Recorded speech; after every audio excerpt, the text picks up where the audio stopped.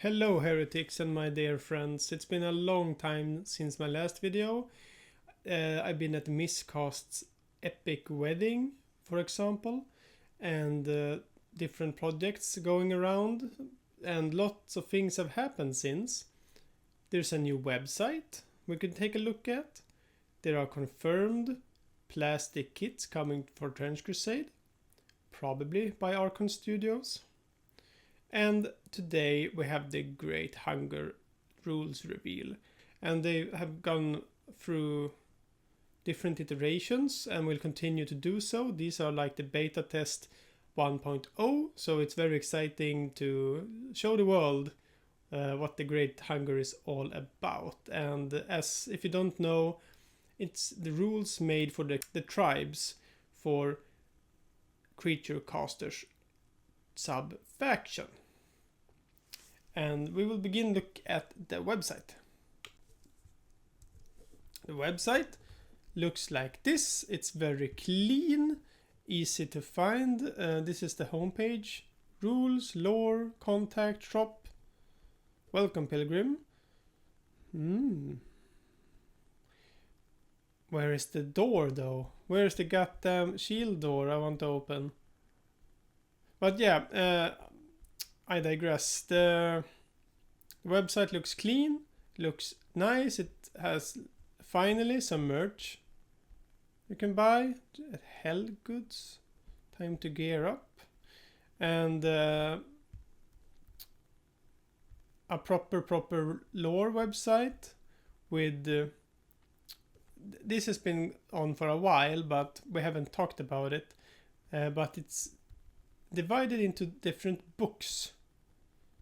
Book 3, Book 4, Book 5, and I just like the thumbnails, and I like the cleanliness of it compared to other miniature games websites, which and starting also to see more and more fan art and like different events coming up and pictures from the events on the Instagram and stuff like that.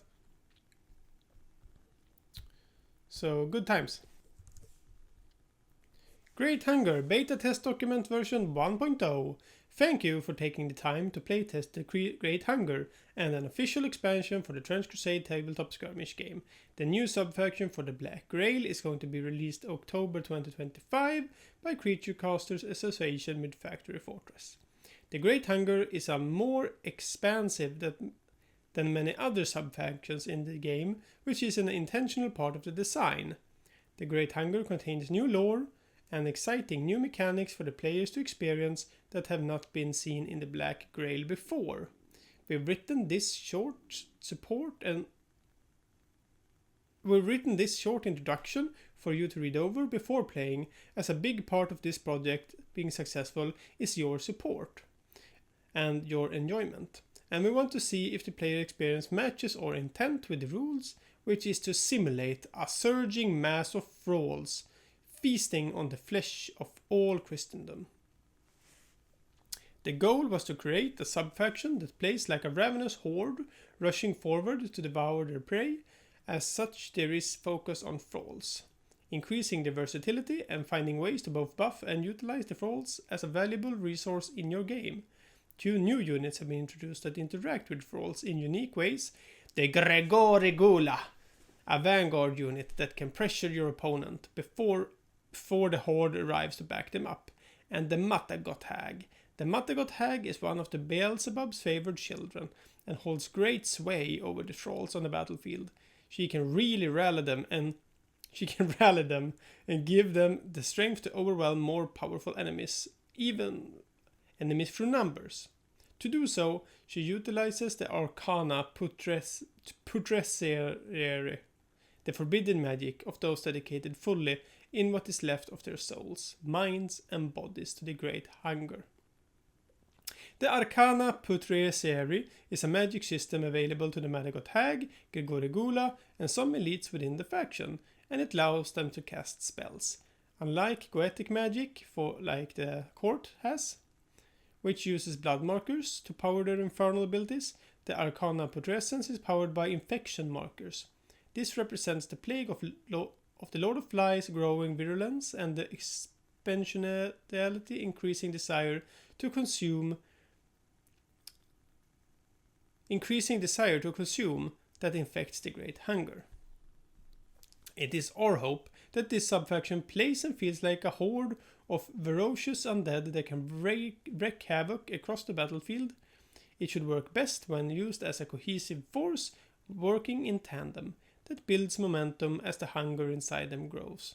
Using their numbers, they can cause death from 1,000 cuts to enemies that are seemingly more powerful than them. Thanks for taking the time to explore the Great Hunger with us, and we eagerly await your feedback on this sub-faction. Cheers, Taylor Holloway from Creature Casters and Thomas Pelinen from Factory Fortress. The Great Hunger is not merely a disease, nor is it an army, it is a lingering wound upon the world. And I won't read through the lore, you can as always find it at Scanner Barkley's YouTube channel, and he has done lots of work around the Black Rail, and I'll recommend you checking that out. Very, very cool artwork though. What's going on in this gut? Okay, what special rules does it have? The Great Hunger is a sub-faction of the Black Rail Warband and follows all of the rules for building a warband except the following. Butcher Knights. Plague Knights of the Warband are called Butcher Knights. They have the Ravenous Infection rule and are mounted on 32 or 40mm base. They may be equipped with their own twisted knightly rank of Butchery, which grants them +1 melee for an additional 5 ducats. That's a no-brainer. Very cheap for +1 melee. Cradle of Filth. In campaign play, after deployment, if you have thralls in your reserve, you may deploy up to 6 of those thralls onto the battlefield. These thralls do not count against your maximum field strength. These models must be counted for purpose of morale. In addition to this, in campaign play, you may alternatively recruit thralls to your warband for 1 glory to a maximum of 6 thralls instead of their ducat costs.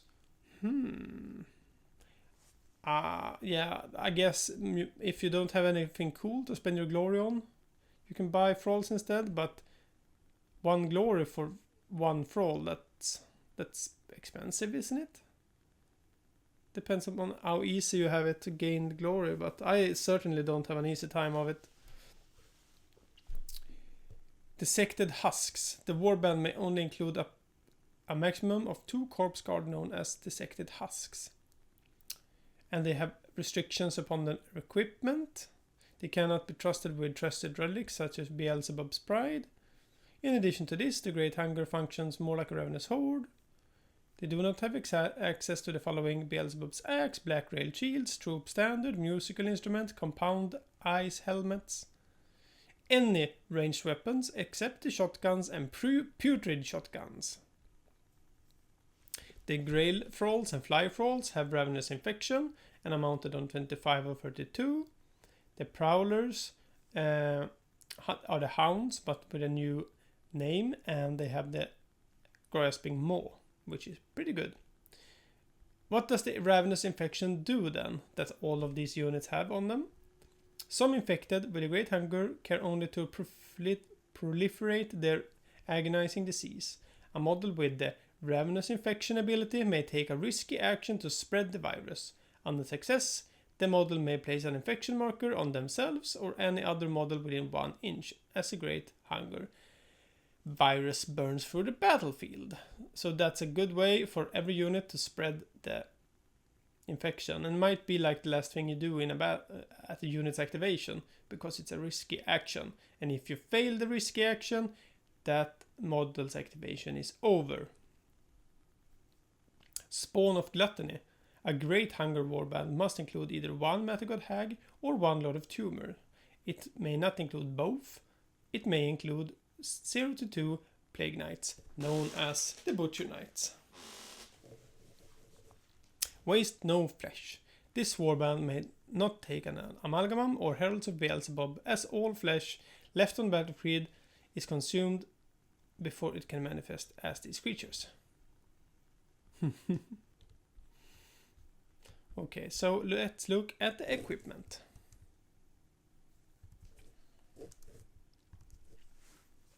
The Great Hunger can be equipped with the following weapons. All exceptions are clearly listed on the entries each warrior or in the list below.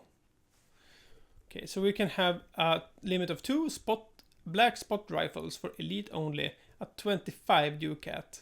An enormous bolt action rifle inflicts infection markers instead of blood markers. Fine.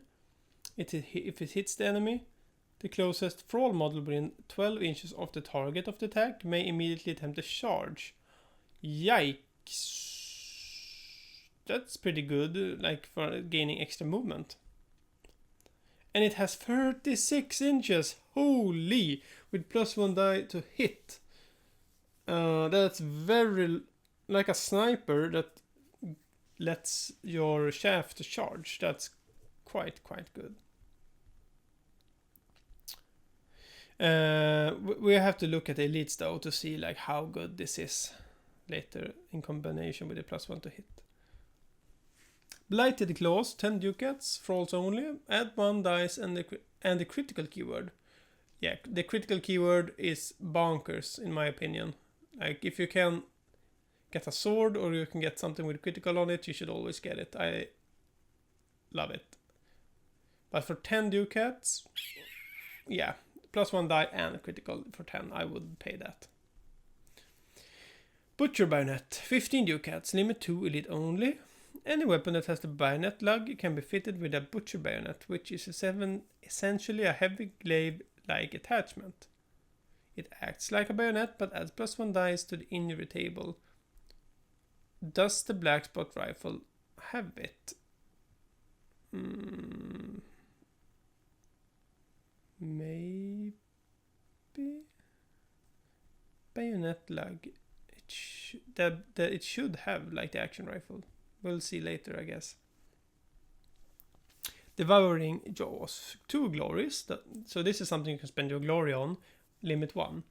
The relic grants the wearer an additional attack action in melee without penalty. Each time the model is activated, it also receives 1 blood marker.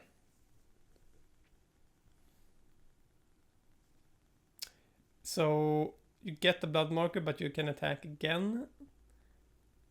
That's super good. Super good.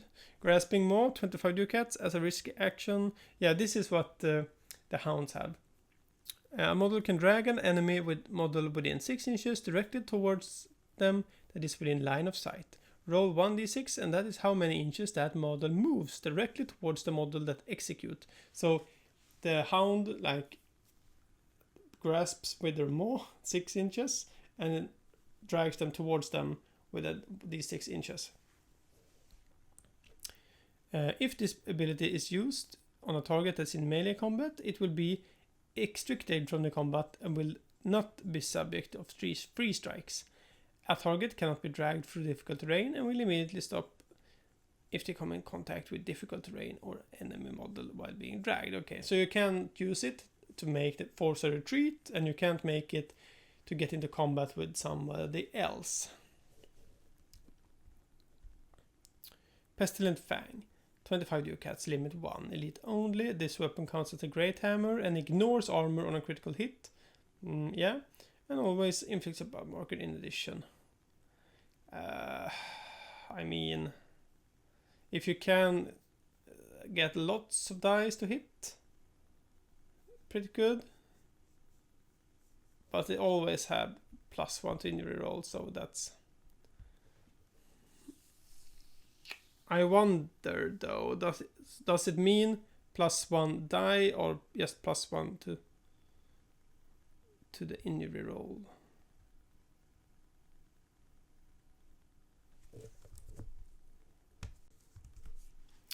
What kind of spells can we do? The Arcana Putresser. Spells are marked with the keyword X, where the number of the brackets indicate how many infection markers will have to be spent to trigger the effect of the arcana. If multiple numbers or a range of numbers are listed in the brackets, any of those numbers can be chosen.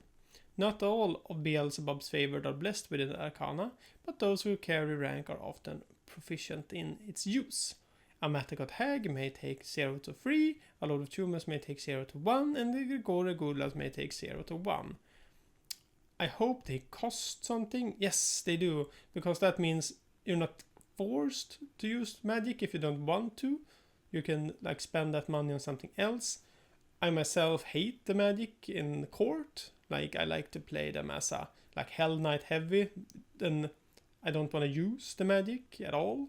But yeah, I like this. The people should have a choice. At least I should have.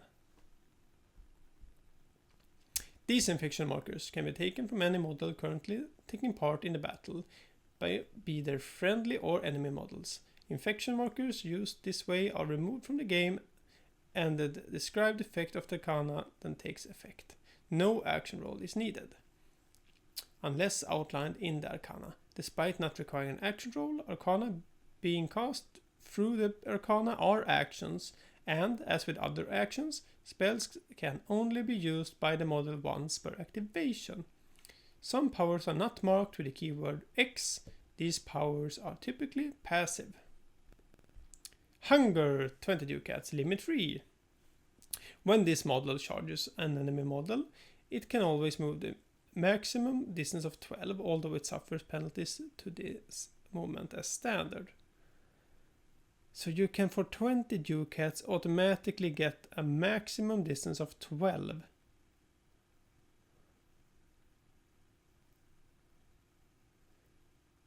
Huh. That's very, very fast.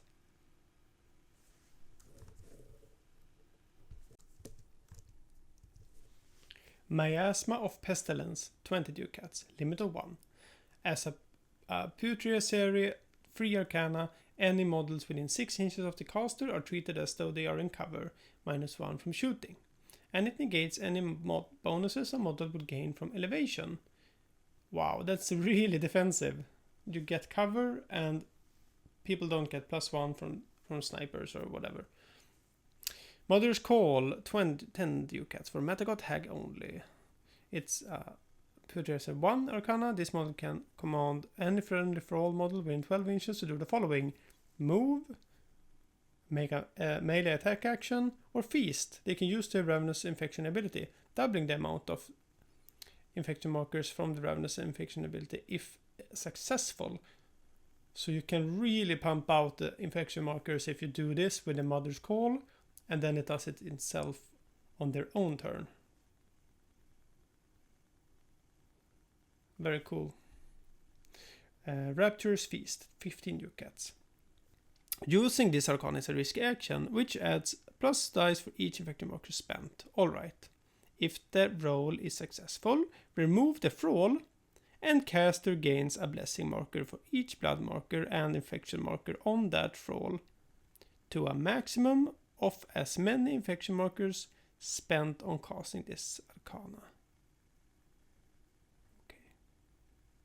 So you target a single thrall, you roll 7 up, then you get... Oh, okay. Now I understand. As a Putria says 1, 2, 3 arcana, target a single thrall within 12. It's a risk action, and you roll it with plus dice for as many as you spent, so you can have up to 3 extra dice on this risk action. If it's successful, you can remove the thrall, and the caster will gain a blessing marker for each blood marker and infection marker on that thrall, up to a maximum of 3, which is what you can spend as a limit. 3 blessing markers is not bad for a hag, for example.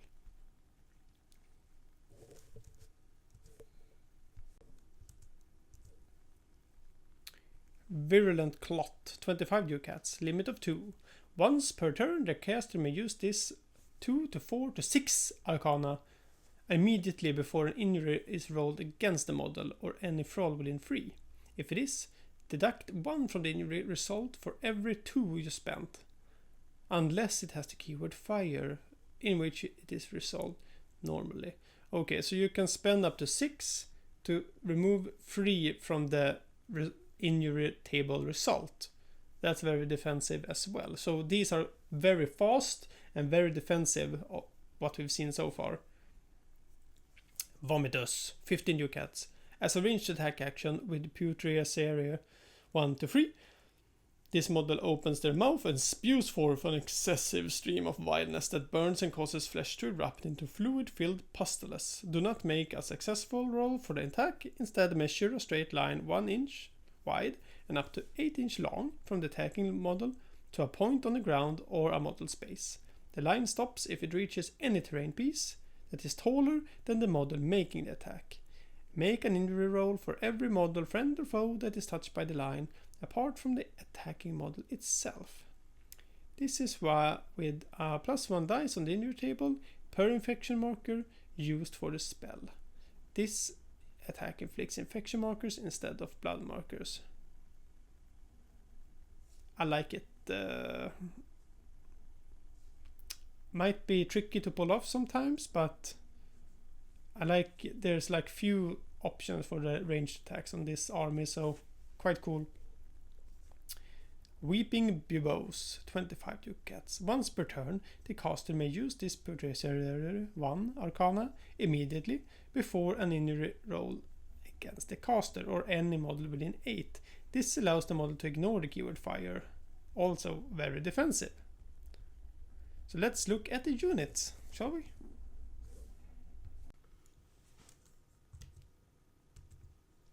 Hello, back again. We're gonna look at the units. But this time they updated the rules since the beginning of this video, so now it's beta test 1.1. Most of it are clarifications in wording and not so much nerfs and buffs to things, but they changed the pricing a little bit. But let's start reading the unit cards. And we will begin with the Matagot Hag. It's a 6-inch infantry with +1 dice in melee and ranged. It has 0 armor and on a big 60mm base. It's carried on to battle by riding swarm of thralls who shield her with fanatical devotion. The hag and the thrall swarm can never be separated and are treated as one model. The hag suffers no penalties to their combat ability for being unarmed. A hag cannot take any equipment except devouring jaws, grasping maw, grailed devotees, and blighted claws. It has tough, it has fear, it has pestilent, which is a new keyword. Melee attacks made by the hag inflicts infection markers instead of blood markers. When a hag inflicts infection markers from a melee, inflict an additional infection marker. Overwhelming Horde.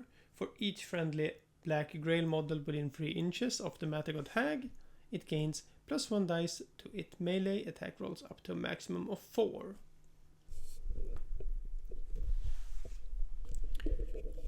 So once again we see the combination with lots of thralls, and this should be fine because the thralls are quite fast in this army, so they can like shield her and make a kind of chaff wall, I guess.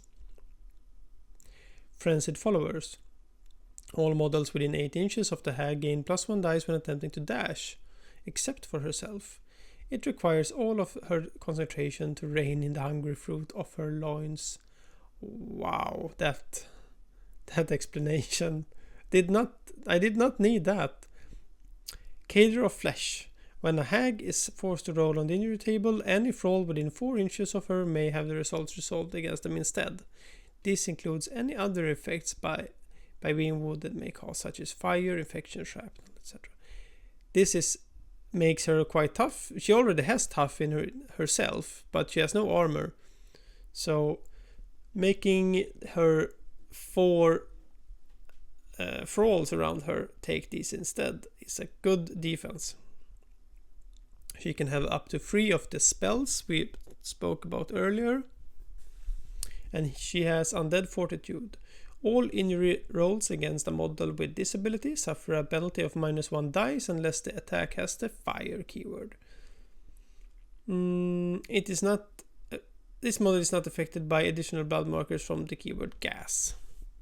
Okay, so it's a leader, elite, fear, black grail, tough, and infantry. For 135 ducats. Like, I guess it's not a combat monster. It doesn't have critical or anything like that, but it can have up to 5+ dice with all the thralls around her. And those thralls in themselves can also attack, so it's a moving castle, isn't it? A very tough moving, disgusting castle that looks like this. The artwork is great. Then we have the Gregorigula, which is very fast. It has 9-inch fly with 0 plus dice in ranged, +2 in melee on a 60mm base. It never carries any type of weapons, armor or equipment, as it has no need for them. They can make up to 2 attacks at no penalty and suffer no penalties to the combat ability for being unarmed. It can be upgraded with a grasping maw. They have the rules abilities Plague-Ridden Flesh. All injury rolls against it are -2 dice unless it has fire. It suffers no blood markers from gas. You have Rend. A Gregorigula that scores 2 hits against the target may attempt to pull and bite them apart. A third attack may be attempted. And if this attack is successful, it is rolled with a +1 dice on the injury chart.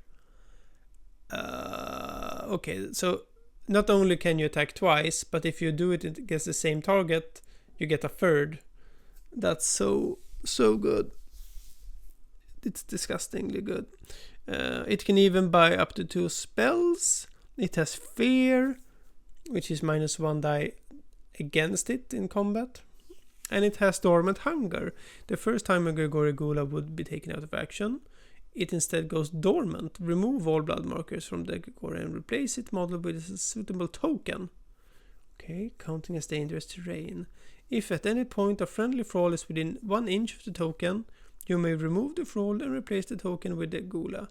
The Gula may activate if it has not done so already this round. A Gregorigula's dormant state does not contest objectives, nor can it take actions or be activated. It counts as though it's removed from play for morale purposes. In campaign play, a Gregorigula is dormant state at the end of the game.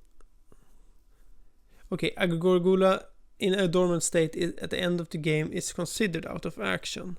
Okay, so if it goes dormant, like if it dies, you can use thralls to activate it again, and you should have lots and lots of thralls to activate it, so it should not be a problem. But if your opponent killed all the thralls and this is dormant, it is also dead for campaign purposes, which means in a campaign you roll to see what happens to it in between games. It can get injured, it can even die for real, different scars, or if you're really lucky, it can have the extra experience.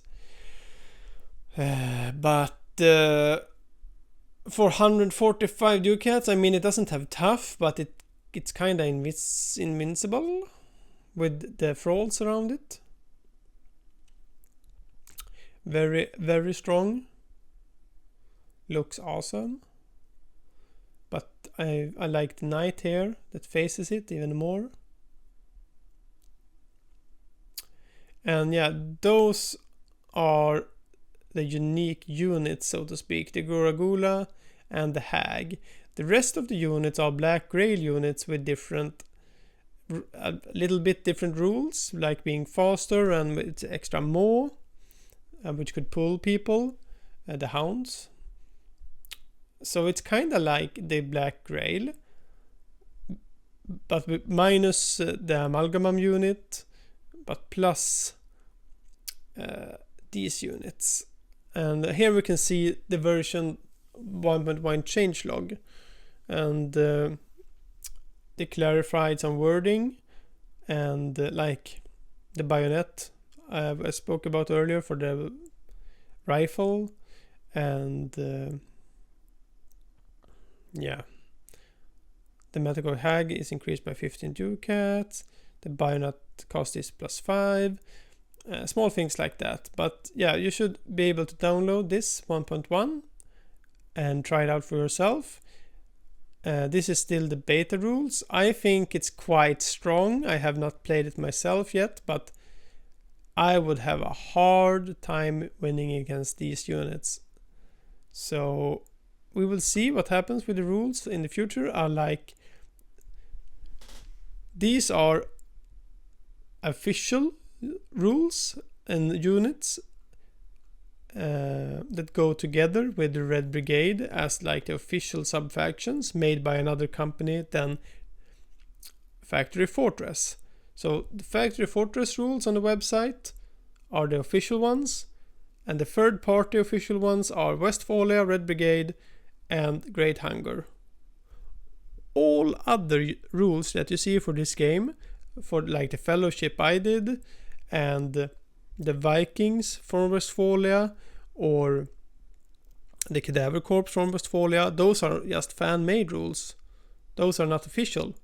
So we can expect a higher quality of playtesting and a higher quality of artwork and rule and everything about from the official ones. And I have high hopes from Creature Caster and this faction. It looks fun, it looks strong, and I hope I get to meet it in game at the table soon enough. What are your thoughts about the Black Grail? And will this sub-faction help pump them numbers up to see them at the table more? Because not many people played Black Grail, at least not in my town. And yeah, let me know what you think about the new website, what you think about this sub-faction. And I hope I see you soon.